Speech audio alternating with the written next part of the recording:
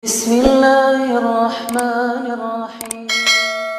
Jangan doakan kejelekan terhadap anak-anakmu. Wahai ayah, wahai ibu, jangan pernah terlintas dalam hatimu, apalagi sampai tercetus keluar dari lidahmu, terlafazkan, terucapkan ungkapan kata-kata yang tidak baik untuk anak-anakmu.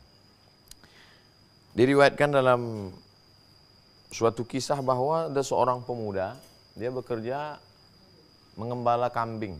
Kambing-kambing ayahnya dia gembalakan. Tentu mungkin anak muda ini, masa anak muda yang bersemangat kerja cuma mengembalakan kambing.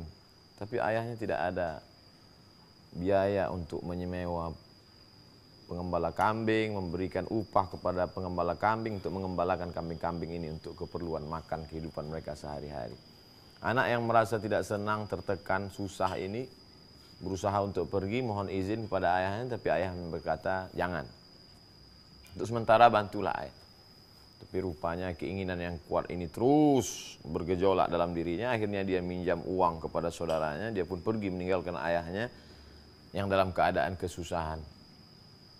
Bagaimana orang tua renta bisa boleh mengembalakan kambing. Akhirnya orang tua yang dalam keadaan sulit ini mohon kepada Allah Subhanahu wa taala. Dia tidak ada meminta apa-apa kepada Allah. Ya Allah, tunjukkanlah kuasamu ya Allah. Dia tidak mengatakan tolong begini ya Allah. Tidak, dia hanya berkata, ya Allah, tunjukkan kuasamu ya Allah. Apa yang terjadi? Malang tak dapat ditolak, untung tak dapat diraih. Anak ini dalam perjalanannya mengalami kebutaan. Dia tidak melihat apa-apa. Na'udzubillah, na'udzubillah. Semoga Allah melindungi, menjauhkan kita dari laknat seperti ini. Buta, tidak bisa melihat apa-apa. Bagaimana mungkin dapat bekerja mencari nafkah dalam keadaan tidak bisa melihat? Gelap segala dunia. Bagaimana akhirnya? Orang kembali mengantarkannya kepada ayahnya. Menangis, menyesal. Tapi saat itu penyesalan tak lagi bermakna. Wahai bapak, ya ini anakmu. Apa pertanyaan si ayah kepada sang anak? Apakah engkau sudah mendapatkan bagianmu? Itu saja yang dia tanyakan. Apakah engkau sudah mendapatkan bagianmu, wahai anakku? Si anak menangis, meneteskan air mata, menjawab, ya, aku sudah mendapatkannya. Inilah bagian yang layak, karena aku melawan kata-katamu, akhirnya aku tidak dapat melihat apapun. Senangkah si ayah? Bahagiakah dia? Lalu apakah dia katakan, rasakan ini? Tidak, tidak sampai hatinya. Dia pun ikut menangis, susah, sedih melihat penderitaan anaknya. Lalu kemudian apa yang dia lakukan? Di tengah malam dia berwudu, bermunajat, berdoa, mohon kepada Allah Subhanahu wa taala. Lalu kemudian dia keluarkan lidahnya, dia jilat mata anaknya yang buta itu. Innama amruhu idza arada syai'an ay yaqula lahu kun fayakun.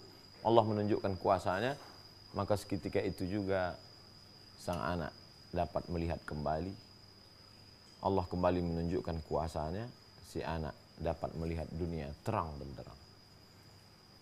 Begitulah kalau Allah berkehendak. Maka setelah Allah Subhanahu wa taala orang tua. A'udzubillahi minasyaitonir rajim. Wa qadara rabbuka alla ta'budu illa iyyah. Allah sudah mewajibkan kepada seluruh umat manusia supaya menyembah, beribadah hanya kepada Allah, jangan sembah pada yang lain. Setelah Allah, wabil walidaini ihsana, kepada kedua orang tua maka berbuat baiklah. Begitu hebatnya Allah langsung orang tua. Maka pelajaran yang dapat kita ambil adalah mengalahlah sedikit, mundurlah agak selangkah dua langkah demi untuk mendapatkan barokah beberapa langkah. Anak ini meninggalkan sang ayah, meninggalkan kambing-kambing untuk apa? Mencari rezeki, mencari makan. Makan itu dari mana? Dari Allah. Kuasa untuk memberikan rezeki itu siapa? Allah. Huwal aziz, dia maha perkasa. Huwal jabbar, dia maha segalanya. Wa huwa ala kulli syai'in qadir, dia kuasa atas segala sesuatu. Sibuk mencari, padahal sebenarnya yang memberi Allah. Kalau Allah mau memberi begitu mudahnya. Wahai anak yang sibuk mencari karunia Allah, sampai kau lupakan ada karunia Allah yang terbesar, yaitu orang tuamu. Oleh sebab itu maka pelajaran yang amat sangat berharga dari kisah singkat pendek ini adalah bahwa begitu kuasanya Allah Subhanahu wa taala. Menghilangkan cahaya dari mata sehingga mata tak lagi dapat melihat, naudzubillah. Dan kuasa juga Allah taala mengembalikan pandangan cahaya itu. Di akhir kisah ini, suatu ketika ada seorang anak menyakiti, menyusahkan ibunya. Kemudian ibu ini emosi, hilang kontrol kendali. Lalu apa kata dia? Pergilah, semoga Allah mencabut nyawamu. Masya Allah, jangan sampai keluar kata-kata itu dari mulutmu, wahai ibu. Jangan sampai mereka berenang dalam genangan air matamu. Semarah apapun, jangan sampai kau katakan kalimat yang dimurkai Allah Subhanahu wa taala. Anak itu pergi. Dia menyeberang jalan. Baru saja dia melalui tepi jalan, apa yang terjadi? Kendaraan melintas. Mungkin si anak tidak melihat, mungkin sopir tidak memperhatikan, tapi yang jelas terjadi, bam, nyawa melayang, mati. Begitu cepatnya nyawa berlalu keluar dari jasad, hanya doa seorang ibu. Wahai ayah, wahai ibu, semarah apapun engkau, doakan kebaikan. Wahai anak, seemosi apapun jangan pernah kau lawan. Diam adalah lebih baik. Tidak sanggup lagi, diam. Tidak sanggup lagi, diam. Sampai akhirnya Allah Subhanahu wa taala memberikan balasannya kepada engkau. Karena tidak dapat engkau balas budi baik mereka. Apakah dapat engkau balas bagaimana titik peluh keringat air mata ayah mencarikan makan yang halal sehingga engkau bisa menuntut ilmu? Dapatkah engkau balas bagaimana rintihan mereka saat melahirkanmu, menyusukanmu, melahirkanmu, meregang nyawa? Berapa banyak angka kematian ibu. Oleh sebab itu anak-anak bersabarlah, orang tua juga tataplah dengan tatapan keridhaan, kesenangan, kebahagiaan. Mudah-mudahan di hari baik, bulan baik yang mulia ini Allah senantiasa menganugerahkan kesabaran bagi ayah dan ibu.